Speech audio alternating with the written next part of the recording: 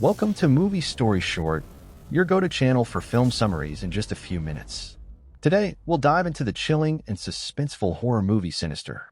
Prepare to uncover its dark and terrifying tale. The story begins with a shocking and disturbing scene. A Super 8 film shows a family of four standing under a tree with nooses around their necks. Without any explanation, the branch supporting them is sawed off, causing their immediate hanging. This haunting sequence sets the tone for the rest of the movie. Ellison Oswalt, a true crime writer struggling to replicate the success of his earlier works, moves with his wife, Tracy, and their two children, Ashley and Trevor, into a new home in Pennsylvania. Unbeknownst to his family, Ellison has deliberately chosen this house because it was the site of the horrifying murder shown in the opening scene. He hopes to use the crime as the basis for his next book, reviving his failing career. As the family settles in, Tracy expresses her discomfort about Ellison's obsession with his work and its impact on their family. She is unaware of the grim history of their new home. Meanwhile, Ellison begins exploring the house and comes across an old, dusty box in the attic.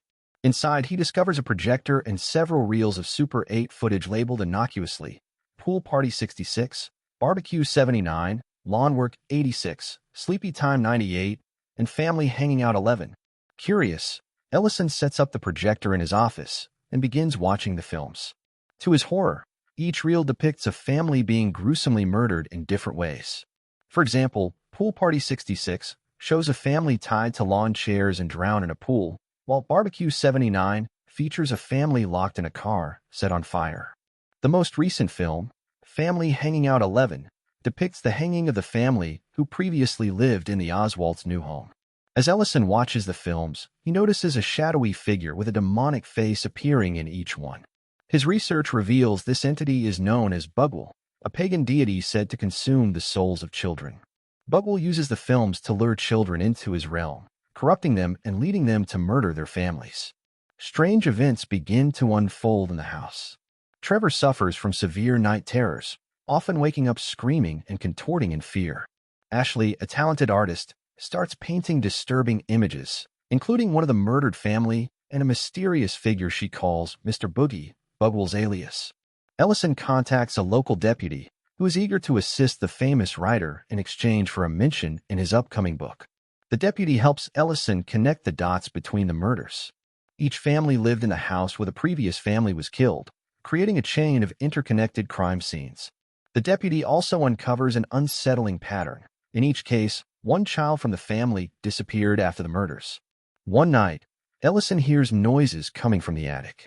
Investigating with a flashlight, he finds drawings on the walls, seemingly made by children. The drawings depict the murders from the films, with Bughuul present in each scene. Suddenly, Ellison encounters ghostly apparitions of the missing children, but they vanish before he can process what he's seen.